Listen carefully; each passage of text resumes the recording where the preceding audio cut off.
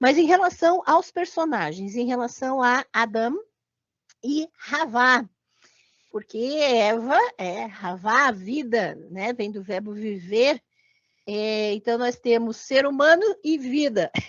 Então, são dois seres ali que os nomes deles são eles têm um sentido muito mais amplo, né? Não são nomes sem um sentido em relação a quem eles representavam. Então, o primeiro ser humano, Adão, e a vida, aquela que geraria, né, as vidas subsequentes, que nós chamamos de Eva, mas é Havá no hebraico, tá bem? E aí, sobre eles, nós temos. Deixa eu fazer a propaganda. Né? Quer dizer, não é exatamente propaganda, mas só para dizer a fonte, esse texto de comparação está nessa Bíblia aqui, Bíblia para Mulheres, da Elizabeth Stanton, né? Assim, essa é a verdadeira Bíblia para mulheres, não é aquela de capa rosa, não, tá? E essa aqui não é a Bíblia completa, mas é todos os textos que se referem às mulheres na Bíblia foram trabalhados por mulheres exegetas, por biblistas mulheres. E claro que há problemas, claro que há, né, todos os tradutores, que isso aqui foi um trabalho inédito, das mulheres se levantarem e dizer, não, nós queremos ler esse texto e ver se o que vocês estão ensinando para a gente é isso mesmo, né?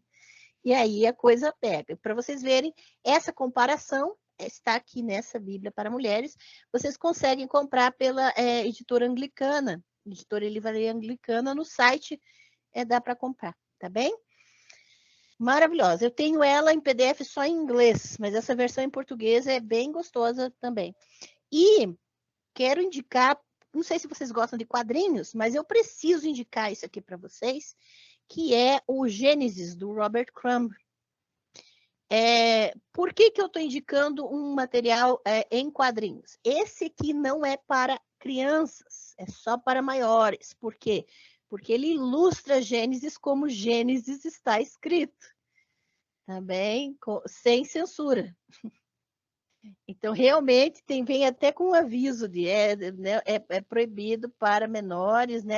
Complicado, tem umas coisas assim bem interessantes.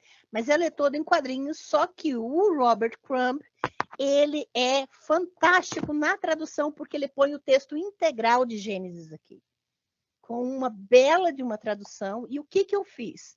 Eu escaneei as notas e comentários do final de tradução dele para vocês. Só para vocês terem uma noção da questão dos comentários que ele faz especificamente sobre os termos hebraicos, porque quando a gente lê uma narrativa, a gente precisa saber, essa narrativa não está na nossa língua, está falando de personagens, está falando de pessoas numa época distinta, já está sendo escrito numa época diferente da nossa, num contexto diferente, mas a própria língua, a forma de comunicar aquela história não é a nossa língua. E toda tradução, e agora eu vou falar como tradutora e linguista, porque também é minha formação, toda tradução é uma interpretação. Não é possível que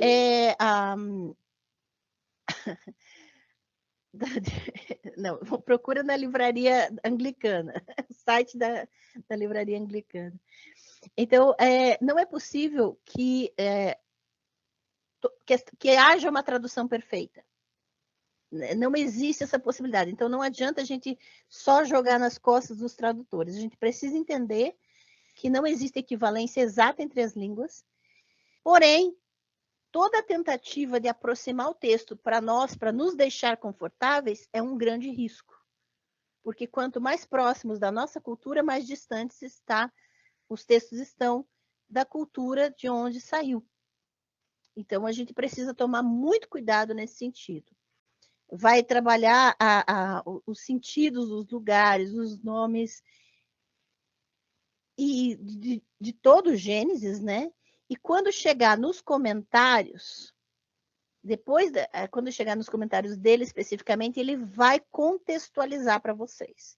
Aqui ele vai falar da abóbora das águas, ele vai contextualizar dos dias a questão da serpente, ele vai falar, e é muito interessante que quando ele fala da serpente, ele contextualiza, sim, com o mito sumério e posteriormente babilônico da deusa Inanna, que tinha uma árvore no seu jardim, e no pé dessa árvore tinha uma serpente que fez um ninho e tinha uma mulher demônio, né?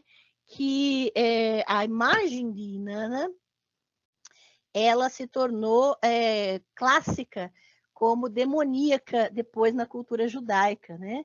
Conhecida pelo nome de Lilith. Não sei se vocês já ouviram esse nome. A deusa Inanna, suméria, posteriormente ela modificou seu nome quando entrou, foi assimilada pela cultura babilônica, né? E ela acabou sendo interpretada pelo judaísmo, os judaísmos primeiros, que nasceram no pós-exílio, como a Lilith, a primeira mulher, a mulher que teria sido criada no Gênesis 1, junto com Adão. Daí criou-se um mito judeu de que Gênesis 1 está falando de Lilith e Adão, que foi criada junto com Adão, mas que queria ser igual a ele, que não aceitava se submeter a ele, e que por isso ela foi expulsa e se tornou errante, que no Gênesis 2 e 3 é ela que vem tentar Eva em forma de serpente. É Lilith que vem dizer, Eva, você está numa roubada, entendeu? Aí com Adão. Porque você foi criada depois, e aí tem um problema, entendeu? E é muito interessante porque esse é um mito que nasceu a partir de uma mitologia suméria, que foi para a Babilônia, e que quando o judaísmo nasceu em contato com a cultura babilônica e persa, né, principalmente nessa mistura da Babilônia, dos restos da cultura suméria dentro da Babilônia, com o zoroastrismo persa, nasceu o judaísmo. O judaísmo é basicamente uma mistura desses elementos todos, das suas tradições antigas com essas culturas, e preciso avisá-los que o cristianismo é tudo isso num liquidificador. O cristianismo é muito mais zoroastrismo do que outra coisa, né? Mas isso a gente fala no próximo curso.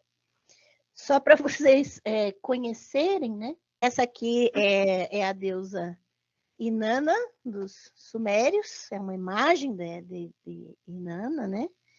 Que virou Star na Babilônia. Ela fica sempre sobre 2 leões, e é interessante que essa imagem, a iconografia da Inanna, ela foi transformada, né? Transformada na Lilith. E Lilith hoje é representada dessa maneira aqui. A mesma imagem de Inanna, de forma mais estilizada, só que com corujas em vez de leões, quer dizer, junto com os leões tem corujas, porque Lilith tem a ver com noite, com Laila, do hebraico, que é noite.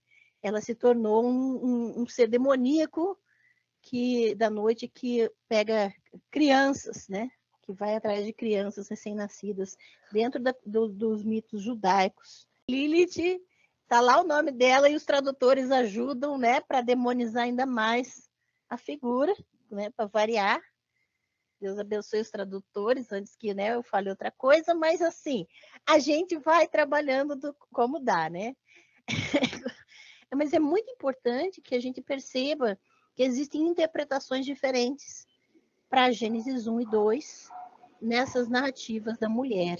Tá? Nesse livro aqui, fala do mito da árvore, da serpente e de Inanna. Tá? Nesse livro aqui também fala. Uhum. E